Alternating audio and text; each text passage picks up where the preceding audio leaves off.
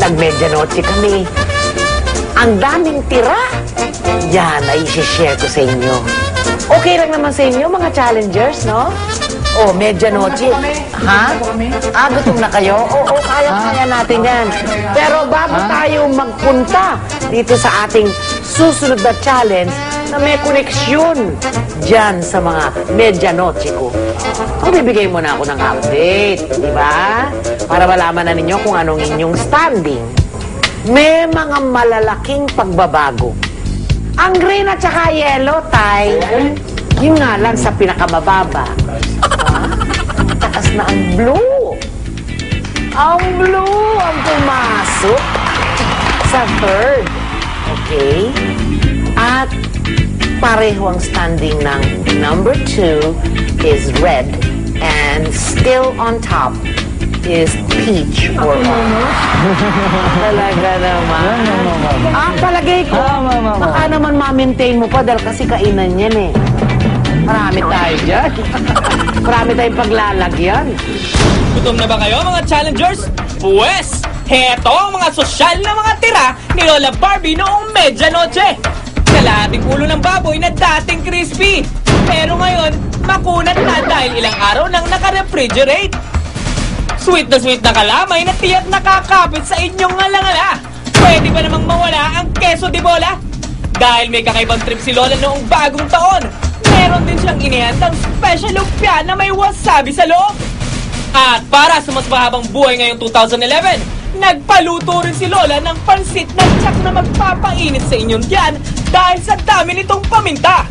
Ubusan ang labanan dito. Ang may pinakakaunting matitira sa kanilang mga pinggan kapag ubus na ang oras ang makakakuha ng first place.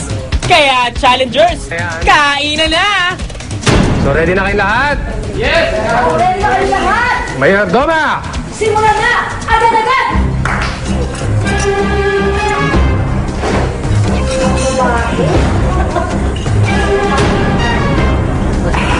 Ang nabusog lang kami talaga kaya nahirapan. Sabi ko nga sa kanya, yung hindi niya kayang kainin, ako nga kain. Sige, pasa mo lang sa akin. Kung ano lang yung type mong kainin na kaya mo, sige, kahit unti-unti. Basta lahat yan, papasok ko yun sa tiyan ko.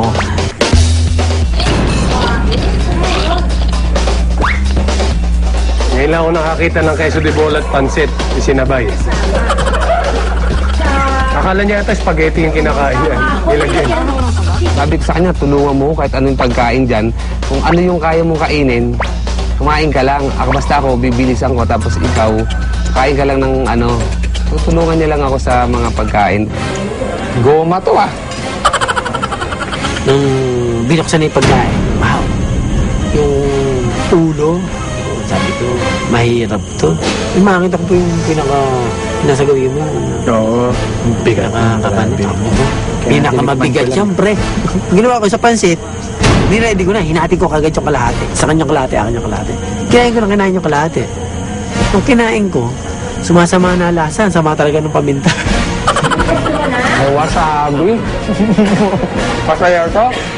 Unexpected lang kasi sa lumpia. Usually kasi, pag sa iba ko siya na ano. So parang ang awkward ng feeling. Ayun, so alam na agad ni Seth kung ano ang special dun sa lumpia. May wasabi. Ikaw, anong nakain mo doon? Anong nalasahan mo? Paminta. Oo, tutunan ko. Parang natikman mo, parang may buhangin na maanghan na ewan ko. Ano? Gulay?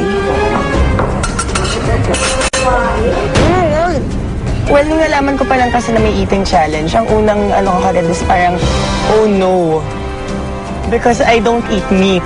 Madaming arte yung tiyan ko at ako din madaming arte. Sinabi ko kagad sa kanya kay Casey na parang, kung may meat dito, pwede ikaw na kumain. Ako nagkakain ng mga gulay at ng mga kung ano man na, na hindi meat. Anything but meat. Sa ngayon, mukhang nasa kasarapan na ng pagkain ang lahat ng mga pares. Kaya naman itong si Dong, dead mo sa paminta ng pansit pion niya. Sige, hababin mo pa! Kasi pag ninuya mo siya, ninuya mo siyang buo, like diligan mo lang siyang tubo, niluluno ko na. Yun lang style ko. Si Bubbles, parang naiiyak siya, may naaalala siya. Siguro meron siyang naalala na... parang hindi ko na na-anticipate na ganon kagabi yung lasa niya. Pagkain ko ng pepper na yun ng pansit, parang ka sumubo ng ng teaspoon ng pepper talaga. Hindi mo na malasahan yung pansit. Bagong taon. So, habang inunguya mo siya, masalong napipil mo yung pepper na parang, oh my God. Ano naman kaya ang masasabi ng Yellow Team sa wasabi? Nina Kodaka, ano iyong wasabi? Hindi naman sanay sa wasabi. Ano lang talaga ako. Weird lang talaga dila ako. Hindi nakakaramdam ng ganun, sakit. Manhid na. Kung hirap ang Yellow Team sa wasabi, ang Orange Team naman, pinataob na ito. Matapos ang pansit, itinaob naman nila ang espesyal na lumpiang wasabi. Dapat, laging positive. Yung gagawin mo kasi hindi ka talaga mananalo kung suko na ako. Tapos ako kain ako nakain, hindi ko na kaya. Ang Red Team naman, mukhang hindi man lang nape-pressure sa kanilang pagkain. Sarap na sarap pa yata sina Marvin at Seth. Hindi, nung makita ko yung kalaban ko, yung orange. Nalagupisa pala kami ganyan. Pagtingin ko sa plato lang. Dalawang plato, gusto.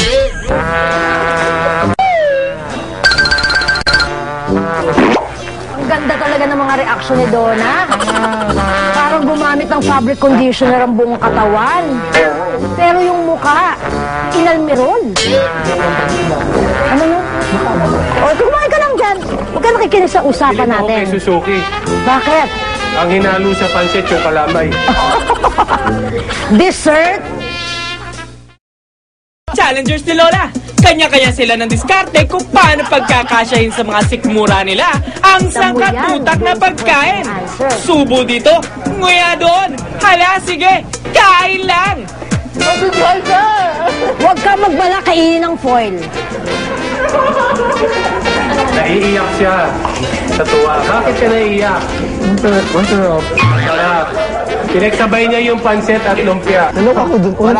Unang tingin sa lumpia masarap. Kasi masarap ata. Ano unang binanata niya?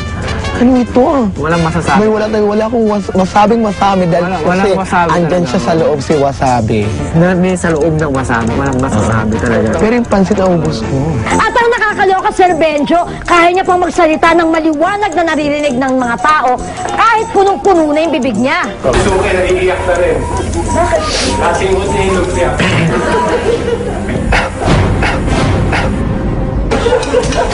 Gomang goma. Tinry kong anuhin yung crispy pat, yung crispy ulo. Crispy ulo yan, di ba? Ano siya, ang oily niya, tapos yung taba. Hindi talaga ako kumakain ng taba. Ang goal na lang namin doon is, sabi natin, since hindi natin kakayanin, try to keep it on a normal pace habang kinakain yun and prevent na wag sumuka. Yun yung pinaka-goal na lang namin. Ang tunay na lalaki, hindi umuurong kahit saan, kahit sa lumpiang may wasabi. Akala ko nga yung lumpiang toge. Sabi ko pag toge to kailangan ng sausawa ng suka. Hindi ako mahilig sa lumpiang toge. Ang alam ko lang kinakain ko yung turon eh. Yung toge ayoko yun eh. Yun pala, yung lumpiang wasabi. Umuusok na yung ilong ko kanina sa anghang eh. Alam mo, sa sobrang anghang, parang namagay labi niya. Natural yan, Sir Benjo. Akala ko na may epekto yung anghang yung wasabi. Ang Orange Team, hindi pa rin paaawat sa pagkain. Pero si Dong, mukhang unti-unti nang nahihirapan.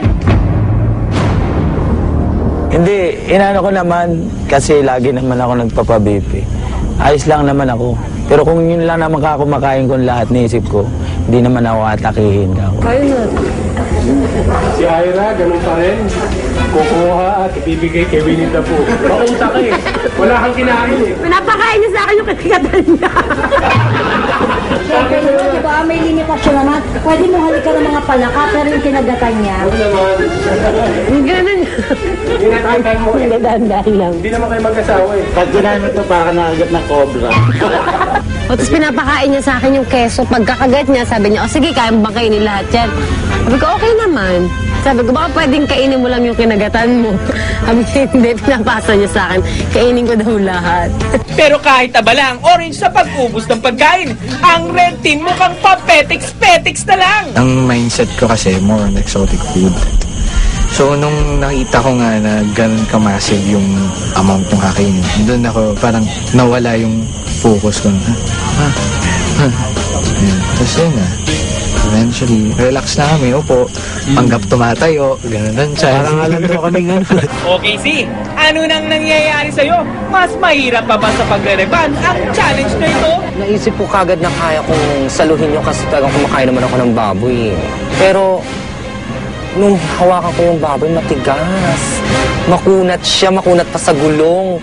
Parang ang hirap-hirap nguyain. Parang pag kinagat mo siya, matatanggal yung or mababali yung puso. Kung sakali nakapustiso nga yung teeth mo, talagang mababali siya dahil hindi mo talaga siya makakagat. Nako, Blue Team, ngayon pa ba naman kayo susuko?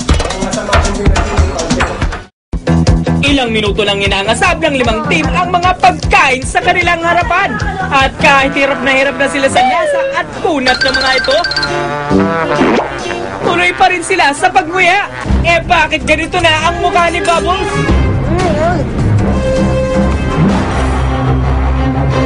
Ito yung May gusto kang i-share kung bakit parang naiiyak ka? Nasusuka na ako. Nasusuka na nga, dinighayan mo ba? smell, ha? Grabe talaga yung kasi the thing is I really don't eat mga fried ganyan. Sa bahay kasi namin puro mga steamed, puro mga kung ano mga pinakakain ko. Mga healthy. So konting pag nasobrahan ng oil, ikot pa talaga yung tiyan ko. Oh, Bubbles, kontrolin mo yan. Bawal isuka ha. Kung hindi, disqualified kayo. Sayang naman ang mga nakain nyo kung mawawala na lang ng saysay. Bilisan mo na yan, ha? Minamandohan na ni Ramil si Nina. Bilisan mo na yan, ha? Nakapasok ka? Sabi ko sa kanya, tulungan mo kahit anong pagkain dyan. Kung ano yung kaya mong kainin, kumain ka lang. Basta ako, bibilisan ko. Tapos ikaw, kain ka lang ng tulungan niya lang ako sa mga pagkain. Here we go! Yes! There you go. Naku, tinira ang kalamay. Lagkit na lagkit. Ayoko na. Suko na ako. Tapos ako kain ako ng kain. Hindi ko na kaya. Nakakatulong din yung pagtayo-tayo namin. Pag tumayo, parang mababang konti. Tayo-tayo. Tapos masayo-sayo pa si Ma'am. Tutuwa rin ako. Siyempre, pagka-sex bomb si Masaya na napapakain ko na. At talaga namang may pagpagana pang nalalaman itong si Dongo. Pero itong red team, mukhang relax na relax pa rin. Wala talagang pressure. Ako na nag-open sa kanya na, okay lang pre, huwag mong pilitin. Hindi ko talaga, kahit di mo i-open sa akin yun, dude. Hindi ko ubusin yun. Sorry. Pero siguro ang naging strategy na namin doon is to be like the underdogs na bawi sa susunod. Pero kung isusuko na ng red team ang laban na to, ang ibang pares palaban pa rin sa pagkuya. Yung una talaga sabi ko, hindi, ayoko mag-throw up. Hindi pwede. Pero pag ganun yata na naghalo-halo na lahat talaga sa tiyan mo, kahit na ayaw mo, mag-isa siyang bibigay na, ay hindi. Anong ayaw? Gaganon na yung tiyan. Ang blue team, marami pang pansit, halos hindi nagalaw yung crispy ulo at yung lumpia. Ganon din yung kalamay. Sa madalit hita, halos wala silang nakakain. Kundi keso de bola.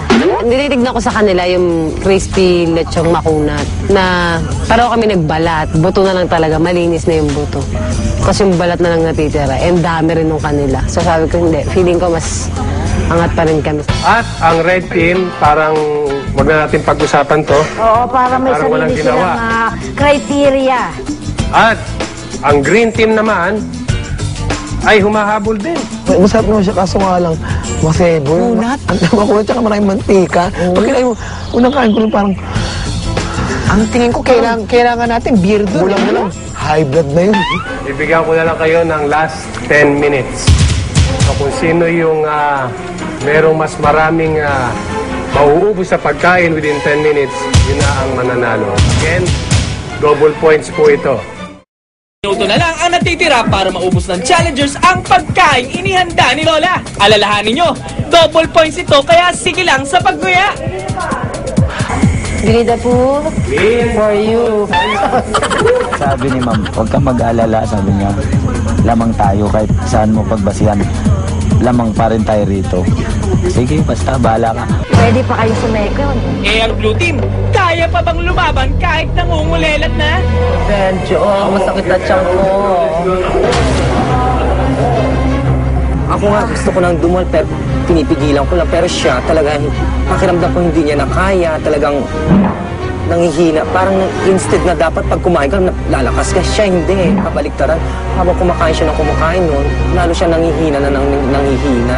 Huwag mo na siya titignan doon na si Baboy. Natutukan na siya. Yellow. Habol. So far, lamang pa rin ang orange. Naduduhan ako sa keso. Pinaghalo niya. Kasi kaya ko hinalo kasi alam kong hindi ko kaya ubusin ng keso lang.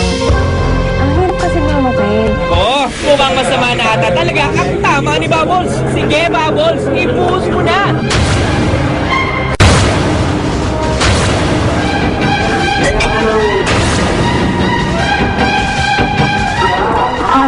Pipigil ko, naglinger na siya talaga sa bibig ko ng matagal. Nandun na ang aking automatic something ng aking katawan. So yun, nag-ano na, reject na siya ng body ko. So tumuloy-tuloy na ang aking pag-throw up. At kasabay ng pagsuka ni Bubbles ang pagtatapos ng oras ng challenge na ito. Pero sayang, hindi pa umabot ang blue team kaya't hindi counted ang naubos nilang pagkain. Base sa tira sa mga pinggan nila, orange team ang nakakuha ng first place. Kaya sila ang nakakuha ng 100 points. Nakakatulong din siya para makalimutan ko yung kabusugan ko. Kasi syempre pag gumagalaw ka, medyo happy-happy lang. Tapos kain lang ako ng kain. Hindi ko naman nafe-feel na masyadong bloated na ako. Sinunda naman sila ng yellow team at green team. Ang walang kagana-ganang red team, natalo pa ang blue team dahil sa pagsusuka ni Bubbles.